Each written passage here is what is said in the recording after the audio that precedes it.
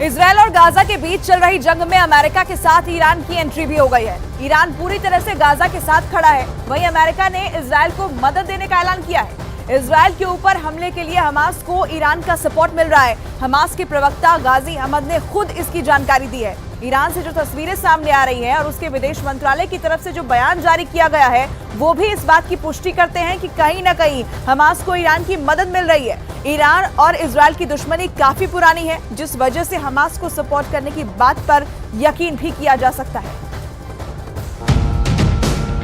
Israel और Hamas के युद्ध में ईरान हमास और फिलिस्तीन के साथ खड़ा है। हिजबुल्लाह ने भी हमास का समर्थन किया है। कहा जा रहा है कि इस हमले की प्लानिंग बेरूत में हुई और इस पर हिजबुल्लाह ने भी हामी भरी। अमेरिकी मीडिया ने तो यहां तक दावा किया कि ईरान को हमास के प्लान की पहले से खबर थी। अमेरिकी मीडिया वॉल स्ट्रीट जर्नल ने हमास और हिजबुल्लाह के सीनियर अधिकारियों के हवाले से अपनी रिपोर्ट में दावा किया है कि ईरान के सुरक्षा अधिकारियों ने इजरायल पर हमले की प्लानिंग में हमास की मदद की थी। इसके बाद उन्होंने 2 अक्टूबर को बेरूत में एक बैठक में हमले के लिए हरी झंडी दे दी थी। इस पर्दाफाश के बाद ईरान और इजरायल के बीच तनातनी और बढ़ गई है। अगर गाजा से इजरायल की जंग और आगे बढ़ती है तो इसके तेहरान तक पहुंचने में भी देर नहीं लगेगी। ऐसे में अगर इजरायल और ईरान के बीच युद्ध शुरू हो गया तो वो गाजा की जंग से भी भयंकर साबित होगा। वजह है दोनों देशों के पास हथियारों से भरा गोदाम, एक से बढ़कर एक खतरनाक मिसाइलें। अगर ईरान और इजरायल में हम तुलना करते हैं तो ग्लोबल फायर पावर के मुताबिक ईरान के पास इस वक्त सक्रिय सैनिक हैं 5,75,000। वहीं इजरायल के पास इस वक्त 1,73,000 सक्रिय सैनिक हैं। रिजर्व सेना की बात करें तो ईरान के पास इस वक्त है 3.5 लाख रिजर्व फोर्स और इजरायल के पास यह आंकड़ा है 4,65,000। आगे ईरान के पास जो पैरामिलिट्री फोर्स हैं वो है 90,000। यह आंकड़ा आपके सामने है और इजरायल के पास 8,000 पैरामिलिट्री फोर्सेस हैं। लड़ाकू विमान इजरायल के पास है 241, तो ईरान भी बहुत पीछे तो नहीं है। 196 उसके पास में लड़ाकू विमान है। इजरायल वर्सेस ईरान आप देख रहे हैं, अगर युद्ध दोनों के बीच होता है तो अटैक हेलीकॉप्टर की अगर हम बात करते हैं तो 48 है इजरायल के पास और ईरान के पास में यह संख्या है 12। आगे बात करते हैं टैंक की तो 2200 इजरायल के पास टैंक मौजूद है। ईरान के पास में ये बड़ा आंकड़ा है, 4071 का टैंक है इजरायल के पास में, यह आंकड़ा उसके पास है। बख्तरबंद गाड़ियां 56,290 इजरायल के पास है और ईरान के पास है 69,685 बख्तरबंद गाड़ियां। तो आप सोचिए जरा, दोनों देशों के बीच में अगर जंग हो जाती है तो यह आंकड़ा बहुत कुछ बताता है। Video number 1, video number 2, video number 3। ये 3 वीडियो तो बस स्पान की है। ईरान इजरायल में खौफ भरने के लिए ऐसे कई वीडियो रिलीज कर चुका है।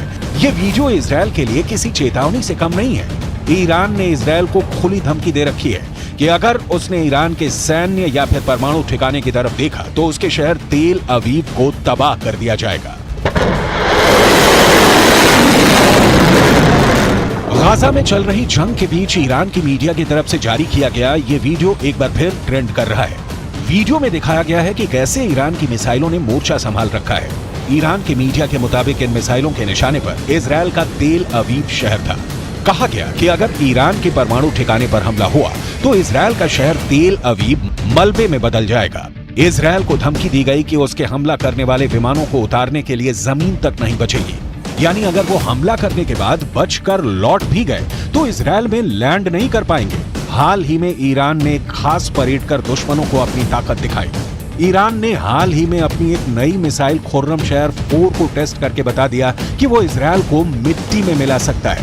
खुर्रमशहर 4 मिसाइल की रेंज 2000 किलोमीटर है और ये 1500 किलो तक का वॉरहेड ले जा सकती है।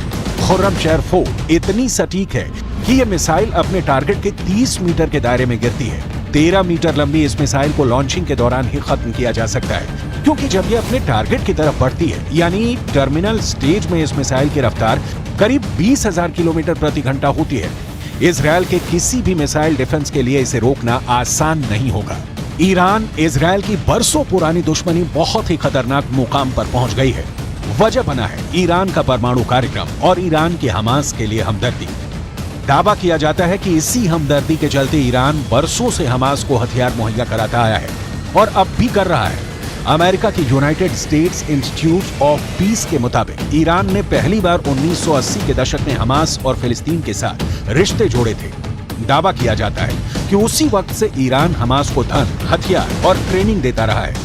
ईरान ने कई तरह के रॉकेट भी हमास को ट्रांसफर किए हैं। खास तौर पर फज्र 3 और फज्र 5 रॉकेट के साथ साथ सीरिया में बने M302 भी गाजा को दिए हैं। वहीं अमेरिका मिडिल ईस्ट में इजरायल को एक बड़े सहयोगी के तौर पर देखता है। इसकी एक बड़ी वजह ईरान से निपटना भी है। अमेरिका की फॉरेन असिस्टेंस एजेंसी के मुताबिक अमेरिकी मदद से इजरायल उस इलाके में आसपास के खतरों से निपटने के लिए सैन्य बढ़त बनाए रखने में कामयाब रहता है। यही वजह है कि इस बार भी गाजा के साथ इजरायल की जंग में अमेरिका खुलकर उतर गया है। और अगर जंग आगे बढ़ी तो गाजा और इजरायल को लेकर ईरान और अमेरिका के बीच भी भिड़ंत हो सकती है।